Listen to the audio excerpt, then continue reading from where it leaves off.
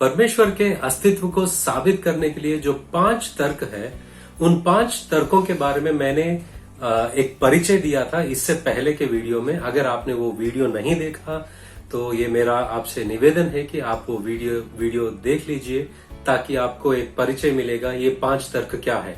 उन 5 तर्कों में से आज हम लोग पहला तर्क के बारे में देखेंगे, जिसे हम ऑन्टोलॉजिकल आर्ग्यूमेंट कहते हैं। इसे हिंदी में सत्तामूलक तर्क कहते हैं।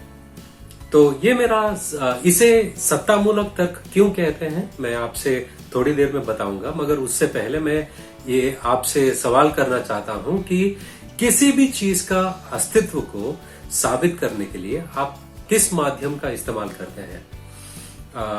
जैसे कि मेरे सामने एक मोबाइल है और एक ग्लास है। अगर इन चीजों का आपको साबित करना हो तो आप किस माध्यम का इस्तेमाल करेंगे। ये सवाल जो है शायद आपको अजीब लगा होगा कि इन ग्लास हो, मोबाइल हो या कोई भी चीज हो, इसको साबित करने की क्या जरूरत है, क्योंकि ये हमारे आंखों के सामने है, वो दिखाई दे रहा है, वो है, तो साबित करने की क्या जरूरत है। यहां पर मैं आपसे बताना चाहूंगा कि आपने अपने आंखों का इस्तेमाल किया, आपने उन चीजों को अपने हाथ से महसूस किया है, तो आप अपने इंद्रियों का इस्तेमाल करते हुए इन चीजों का अस्तित्व को साबित किया है। तो हम अक्सर हमारे रोजमर्रा के जिंदगी में चीजों का अस्तित्व को साबित करने के लिए हमारे इंद्रियों का इस्तेमाल करते हैं। क्या और कोई तरकीब है या और कोई तरीका है किसी भी चीज का साबित करने के लिए, किसी भी चीज का अस्तित्व को साबित करने के लिए? क्या हम किसी और चीज का इस्तेमाल करते हैं? हाँ, और एक भी ऐसा माध्यम है जिससे हम कुछ चीजों का या कुछ बातों को साबित करते हैं, और वो है हमारा तर्क। तार्किक तौर पर हम कुछ बातों को साबित करते हैं, जैसे कि 2 + 2 4 होता है। हालांकि अगर मैं आपसे कहूंगा कि मुझे मोबाइल दिखाइए, तो आप एक मोबाइल लोगे और मुझे दिखाओगे, और मैं कहूंगा आप एक ग्लास दिखाइए तो आप मुझे ग्लास दिखाओगे। अगर मैं आपसे कहूंगा कि पत्थर दिखाइए तो आप मुझे एक पत्थर को दिखाएंगे। पेड़ को दिखाने के लिए मांगूंगा तो आप पेड़ को दिखाएंगे। अगर मैं आपसे पूछूंगा कि मुझे 2 को दिखाइए तो आप मुझे क्या दिखाओगे? आप एक पेपर लोगे और उसके ऊपर 2 का आंकड़ा लिखोगे और मुझे दिखाएंगे, तो मैं कहूंगा कि ये 2 नहीं है, ये एक पेपर है और उसके ऊपर पेन का मार्क है, जिसे आप 2 जो संख्या है उसका साइन को आपने लिखा है, मगर ये 2 नहीं है, ये पेपर है, ये इंक है। ये जो 2 होता है वो कंसेप्चुअल, वो एक विचार होता है। जैसे चीजों का अस्तित्व होता है, वैसा 2 का अस्तित्व नहीं होता है, वो सिर्फ कॉन्सेप्ट में, हमारे जहन में होता है। इसलिए हम 2 + 2 4 कहते हैं। 2 और प्लस, ये सब जो है कंसेप्चुअल होते हैं। वास्तविकता में जैसे कि कोई चीज होती है, उसकी तरह ये 2 + 2 ऐसा कोई उसको दर्शाने वाला कुछ है नहीं। हाँ, हम लोग एक पेन लेते हैं, पेपर लेते हैं, उसका साइन बनाते हैं, वो अलग बात है, मगर साइन खुद 2 या सम या ये नहीं होता है। मैं ये बात को साबित करना चाहता हूं या ये बात को बताना चाहता हूं कि कुछ चीजें हैं जो हमारे इंद्रियों के माध्यम से हम उनके अस्तित्व को साबित करते हैं, और कुछ बातें हैं हम हमारा तर्क का इस्तेमाल करते हुए उनको साबित करते हैं, जैसे कि 2 + 2 = 4। और एक उदाहरण देता हूं मैं कि एक लड़का है, उससे मैंने कहा कि मैं गांव जा रहा हूं, गांव से आते वक्त मैं तुम्हारे लिए कोई अच्छी चीज को लाऊंगा। तो वो लड़का बहुत खुश हो गया। मैं गांव से आने के बाद में उसके लिए खिलौना लाया और वो खिलौना को दिया मैं। तो उसने वो खिलौना को देखा, उसको बाजू रखा और कहा कि नहीं, मुझे अच्छी चीज दो, क्योंकि आपने गांव जाने से पहले कहा कि मैं आपके लिए एक अच्छी चीज लाऊंगा, तो मुझे वो अच्छी चीज दो। तो मैंने कहा बेटा, ये खिलौना ही अच्छी चीज है। तो उसने कहा कि ये खिलौना है, अच्छी चीज नहीं है, मुझे अच्छी चीज चाहिए। तो उसे क्या लगा, अच्छी चीज जो है वो एक वस्तु है। मगर मैंने उसे समझाया, अच्छा या बुरा ये जो होता है ये हमारे विचारों में होता है, और इन विचार के जरिए हम किसी चीज को भी अच्छा या बुरा कहते हैं। तो यहां पर दूसरा उदाहरण है, जो हम कुछ बातों को अच्छा या बुरा एक निष्कर्ष के तौर पर कहते हैं क्योंकि वो हमारे जहन में, हमारे विचारों में होता है, अच्छा या बुरा। तो कुछ चीजें हैं, कुछ बातें हैं जो हम हमारे इंद्रियों के माध्यम से उनका अस्तित्व को साबित करते हैं, और कुछ बातें हैं हमारे तर्क और विचारों के जरिए हम उन बातों को साबित करते हैं। यहां पर ऑन्टोलॉजिकल आर्ग्यूमेंट जो है वो परमेश्वर के अस्तित्व को साबित करने वाली है, तर्क है। तो मेरा सवाल यह है कि क्या हम तर्क के माध्यम से परमेश्वर का अस्तित्व को साबित कर सकते हैं? ये मेरा सवाल है। और ऑन्टोलॉजिकल आर्ग्यूमेंट, जो सत्ता मूलक तर्क जो है, वो उसकी शुरुआत कैसे हुई, किसने किया, और वो तर्क क्या है, इसके बारे में मैं संक्षिप्त में आपसे बताना चाहूंगा। 11वीं सदी के एक दर्शन शास्त्री और धर्म के शास्त्री थे जिनका नाम था एंसेल्म। इनके पास कुछ लोग आए और इनसे अनुरोध किया कि परमेश्वर के अस्तित्व को साबित करने के लिए क्या आपके विचारों को आप एक किताब में लिख सकते हैं। और उनका अनुरोध ये भी था कि ये जो बातें हैं परमेश्वर के अस्तित्व को साबित करने वाली, ऐसा होना चाहिए कि ये शास्त्रों पर आधारित नहीं होना चाहिए, सिर्फ तर्क पर आधारित होना चाहिए। तो उन्होंने अपने विचारों को प्रॉसलोगियम और मोनोलोगियम, इन दोनों में उन्होंने अपने विचारों को रखा है, और उन तर्क को उन्होंने पेश किया है इन किताबों में। तो एंसेल्म के साथी एंसेल्म से ऐसा क्यों कहा कि तर्क के माध्यम से परमेश्वर के अस्तित्व को साबित कीजिए और शास्त्रों के अनुसार नहीं? क्यों उन्होंने ऐसा कहा? इसलिए कि कुछ लोग पवित्र शास्त्र या शास्त्रों के अनुसार या शास्त्रों के आधारित पर परमेश्वर के अस्तित्व को साबित करने की कोशिश करते हैं, और उनका तर्क ऐसा होता है कि वो लोग कहते हैं कि परमेश्वर का अस्तित्व है। तो जब सवाल पूछते हैं कि आपको कैसे पता परमेश्वर है, तो वो लोग कहते हैं कि शास्त्र कहते हैं कि परमेश्वर है। आपको कैसे पता शास्त्र सही बता रहे हैं? वो लोग कहते हैं कि शास्त्र खुद बताते हैं कि शास्त्र जो है परमेश्वर ने दिया है और ये सच है। तो यहां पर ये जो शास्त्र को इस्तेमाल करके परमेश्वर को साबित करना और परमेश्वर के नाम से शास्त्रों को साबित करना, ये जो है एक वृत्ताकार तर्क बन जाता है यहां पर, जिसको हम लॉजिक में सर्कुलर रीजनिंग, सर्कुलर आर्ग्यूमेंट कहते हैं। और ये तार्किक तौर पर ये सही तरीका नहीं है तर्क करने का। इसलिए एंसेल्म के जो दोस्त थे उनके पास आकर ये अनुरोध किया कि आप तर्क के माध्यम से परमेश्वर के अस्तित्व को साबित करने के लिए कोई तर्क को आप हमारे लिए एक किताब में लिखिए। तो उन्होंने इस प्रोजेक्ट को, इस अनुरोध को स्वीकार किया और उन्होंने ये सत्तामूलक तर्क को लिखा है। तो इसे हम ऑन्टोलॉजिकल आर्ग्यूमेंट क्यों कहते हैं, सत्तामूलक तर्क क्यों कहते हैं?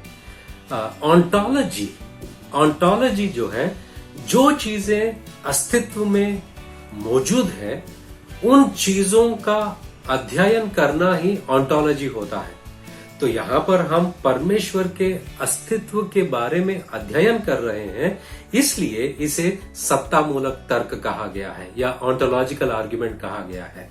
तो आइए हम देखते हैं कि ये ऑन्टोलॉजिकल आर्ग्यूमेंट क्या है, सत्तामूलक तर्क क्या है। इस पूरे तर्क को मैं पॉइंट वाइज बताना चाहूंगा। कुल मिलाकर 5 पॉइंट है।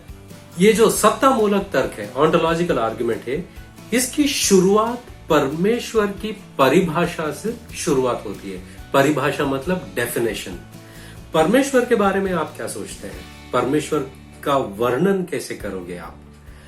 परमेश्वर कौन है? उसकी कल्पना कैसे करोगे आप? तो इससे शुरुआत होता है। पहला जो चीज है परमेश्वर की प्रतिभाषा या डेफिनेशन, परमेश्वर कौन है। तो एंसेल्म परमेश्वर के बारे में यह कहते हैं कि परमेश्वर वो है जिससे बढ़कर किसी की भी कल्पना की नहीं जा सकती।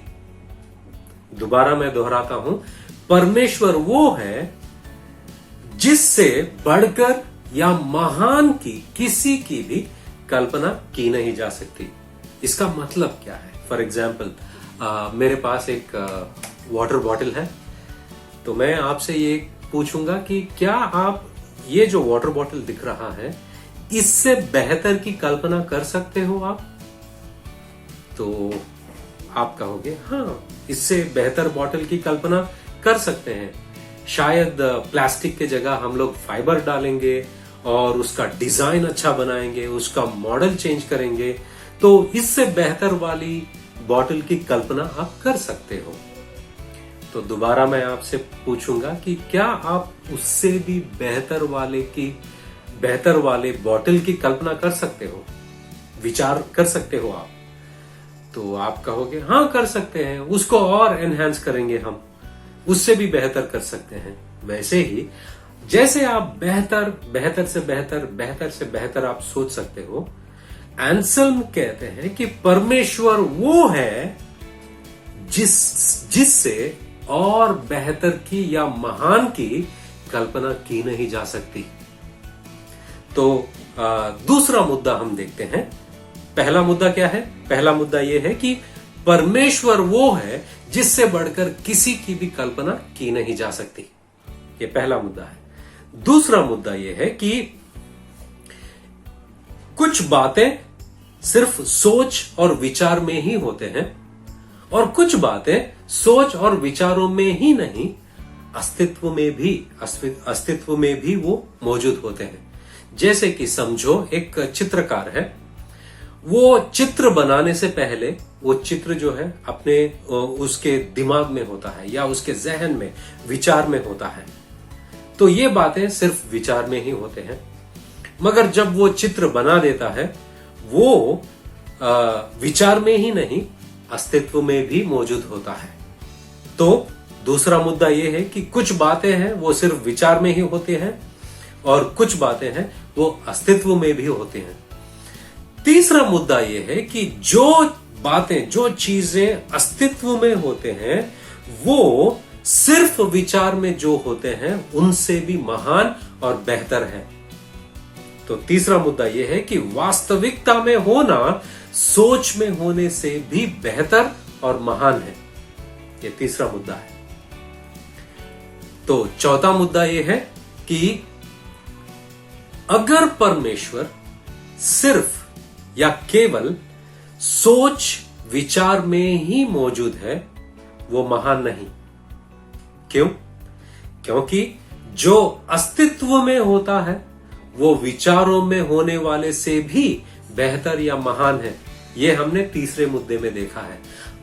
तो अगर समझो आप ये कहेंगे कि परमेश्वर जो है वो सिर्फ विचार है, तो हम उससे भी बेहतर की कल्पना कर सकते हैं। किसकी कल्पना? जो अस्तित्व में होता है उसकी कल्पना कर सकते हैं। तो चौथा मुद्दा यह है कि अगर परमेश्वर सिर्फ सोच या केवल विचारों में ही मौजूद है तो वो महान नहीं, क्योंकि जो अस्तित्व में होता है वो विचारों में होने वाले से भी बेहतर या महान है। ये हमारा चौथा मुद्दा है। तो पांचवा मुद्दा यह है कि हमारे पहला मुद्दा क्या है? जो परमेश्वर इतना महान है, इतना बड़ा है और इतना बेहतर है कि उससे भी महान की कल्पना की नहीं जा सकती। ये हमारा पहला मुद्दा था।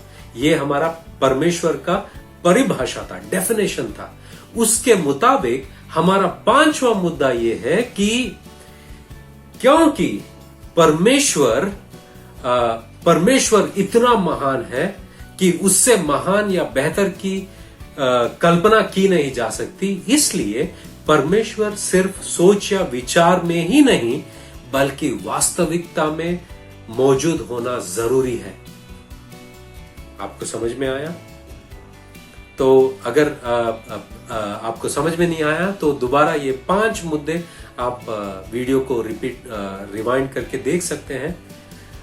तो ये जो तर्क है जो परमेश्वर के परिभाषा से शुरुआत होता है और परमेश्वर का अस्तित्वता के ओर बढ़ता है। परमेश्वर अगर महान है, जो उससे भी महान की कल्पना की नहीं जा सकती, उसको वास्तविकता में होना जरूरी है, नेसेसरी है। तो ये जो तर्क है ये औपचारिक मतलब फॉर्मली वैलिड है, माननीय है। ये जो तर्क है लॉजिकली कंसिस्टेंट है, जिसको हम तर्क संगति के हिसाब से जब हम देखते हैं इसको माना जा सकता है, क्योंकि ये तर्क लॉजिकली कंसिस्टेंट है, जिसको हम कहते हैं कि तार्किक रूप से स्थिर है। ये एंसेल्म ने अपने विचार के जरिए परमेश्वर के अस्तित्वता को साबित करने की कोशिश की। कुछ लोग एंसेल्म से सहमत नहीं थे। उनमें से एक है गनीलो। गनीलो जो है एंसेल्म के वक्त के ही जमाने के ही एक चर्च के फादर थे और उनके समकालीन थे। उन्होंने एक विरोध को उठाया। उन्होंने कहा कि अगर हम परमेश्वर के वचनों को बाजू रख रहे हैं और परमेश्वर की कल्पना करने की कोशिश करेंगे तो हम कैसे करेंगे? उदाहरण के तौर पर अगर समझो इस दुनिया में बॉटल नाम की चीज ही नहीं है और मैं आपसे कहूंगा कि बॉटल की कल्पना करो, तो आप इसका अंदाजा कैसे लगाएंगे? बॉटल में क्या होनी चाहिए, क्या नहीं होनी चाहिए, कौन से लक्षण होनी चाहिए, कौन से लक्षण नहीं होनी चाहिए, उसका पदार्थ क्या होना चाहिए, इन सब के बारे में आपको कुछ नहीं पता होगा, आप कल्पना नहीं कर सकोगे। तो गनीलो ने यही विरोध को एंसेल्म के तर्क के खिलाफ उठाया था। एंसेल्म ने उस सवाल का जवाब इस तरह दिया कि हमको परमेश्वर के बारे में या परमेश्वर के गुण और लक्षण के बारे में संपूर्ण रीति से जानकारी हासिल करने की जरूरत नहीं है उनकी कल्पना करने के लिए। हम काफी बातों को तुलनात्मक रीति से जानते हैं। कैसे? कोई किसी से अच्छा है और उससे भी कोई और अच्छा है, कोई किसी से बुरा है और उससे भी बुरा और कोई है। तो हम तुलनात्मक रीति से अच्छा और बुरा इन बातों को जानते हैं। तो हम इसमें से अच्छा क्या है, बुरा क्या है, वो भी जानते हैं। तो एंसेल्म ने कहा कि सारे अच्छे गुण जो है वो परमेश्वर में संपूर्ण रीति से है और इसकी कल्पना हम कर सकते हैं। ऐसा उन्होंने गनीलो का सवाल को जवाब दिया। गनीलो ने दूसरा एक सवाल उठाया था एंसेल्म के तर्क के खिलाफ। वो सवाल ये है कि अगर परमेश्वर की कल्पना ही किया जा सकता है और कल्पना के माध्यम से अस्तित्व को साबित कर रहे हो, तो ऐसे तो मैं किसी की भी कल्पना कर सकता हूं। एक उड़ने वाली घोड़े की कल्पना कर सकता हूं और एक टमाटर की कल्पना कर सकता हूं, एक कद्दू की कल्पना कर सकता हूं। इसका मतलब ये नहीं कि वो अस्तित्व में मौजूद है। तो ये दूसरा सवाल गनीलो ने एंसेल्म के तर्क पर उठाया था। यहां पर एक बात को समझना जरूरी है, जिसको हम अंग्रेजी में नेसेसरी और कंटिंजेंट कहते हैं। नेसेसरी मतलब जरूरी और कंटिंजेंट मतलब हो भी सकता है, ना भी हो सकता है। तो इसका उदाहरण मैं देता हूं कि एंसेल्म ने गनीलो के दूसरे सवाल का जवाब इस तरह दिया है कि ये जो उदाहरण है वो मेरा है। अगर समझो हम एक त्रिकोण को लेते हैं, ट्रायंगल को लेते हैं, उसको हम त्रिकोण तभी कह सकते हैं अगर उसमें 3 कोण है या 3 कोने हैं। 3 कोनों को जोड़कर ही हम त्रिकोण कहते हैं। क्या ऐसा हो सकता है कि त्रिकोण में 3 कोण नहीं, सिर्फ 2 ही है या 4 है? क्या ऐसा हो सकता है? नहीं। अगर तुम उसे त्रिकोण कह रहे हो, उसमें 3 कोण होना ही जरूरी है। वैसे ही अगर तुम किसी को परमेश्वर कह रहे हो, वो वास्तविकता में होना जरूरी है, नेसेसरी। उड़ने वाला घोड़ा हो सकता है या हो भी नहीं सकता है, टमाटर हो भी सकता है या नहीं भी हो सकता है, ये कंटिंजेंट है, मतलब नेसेसरी नहीं है, जिसको हम आवश्यक नहीं है, ये कंटिंजेंट है, आकस्मिक है, ये हो भी सकते हैं या ना भी हो सकते हैं। मगर परमेश्वर का अस्तित्व जो है वो आवश्यक है अगर वो महान है तो। इस तरह एंसल्म ने गनीलो के दूसरे सवाल का जवाब दिया। 18वीं सदी के एक महान दार्शनिक थे जिनका नाम था इमैनुअल कांट। वो जर्मन के दार्शनिक थे। उन्होंने यही तर्क पर एक सवाल उठाया। उन्होंने कहा कि जो चीजें होती है उनके गुण और लक्षण होते हैं। तो आपने परमेश्वर के सारे गुण और लक्षण में वो परिपूर्ण है और उसमें आपने ये भी गुण डाल दिया है कि वो वास्तविकता में, अस्तित्व में भी है। तो ये जो इमैनुअल कांट है, उन्होंने कहा कि ये जो अस्तित्व होना विशेषण नहीं हो सकता या किसी के गुण और लक्षण नहीं हो सकते, क्योंकि अस्तित्व, जो चीजें अस्तित्व होते हैं उनके गुण और लक्षण होते हैं। जो परमेश्वर के जो गुण और लक्षणों में अस्तित्व एक गुण नहीं बन सकता, ऐसा उन्होंने विरोध उठाया।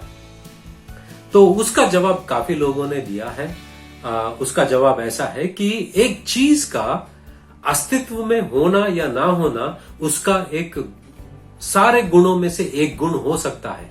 कैसे, मैं बताता हूं। एक माँ है, अपने बच्चे को एक कहानी सुना रही है और उस कहानी में विभिन्न पात्र हैं, जैसे कि उड़ने वाले घोड़े हैं और जैसे कि हाथी है, शेर है, बहुत सारे हैं।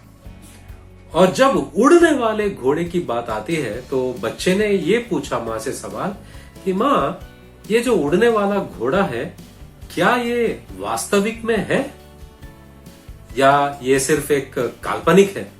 तो माँ ने कहा नहीं, ये वास्तविक में नहीं है। तो यहां पर उड़ने वाला घोड़ा जो है उसके अंदर एक लक्षण नहीं है। क्या नहीं है? कि वो वास्तविकता में होना वो लक्षण नहीं है। मगर हमारे परमेश्वर के परिभाषा के अनुसार उसमें सारे गुण और लक्षण परिपूर्णता में है। अगर परमेश्वर परिपूर्ण है, उससे महान की कल्पना की नहीं जा सकती। उसके अंदर ये गुण भी होना जरूरी है कि वो वास्तविकता में होना। और परमेश्वर महान है और उसके अंदर वास्तविकता में होने का गुण भी है, इसलिए वो वास्तव में परमेश्वर है, हकीकत में वो मौजूद है। इस तरह इसका जवाब दे सकते हैं। तो मैं उम्मीद करता हूं कि ये जो तर्क जो है आपने समझने की कोशिश की है। अगर समझा नहीं, दोबारा इस वीडियो को देखिए, बार बार देखिए और ये तर्क को समझने की कोशिश कीजिए। दूसरे वीडियो में मैं और एक तर्क को आपके सामने लेकर आऊंगा। God bless you.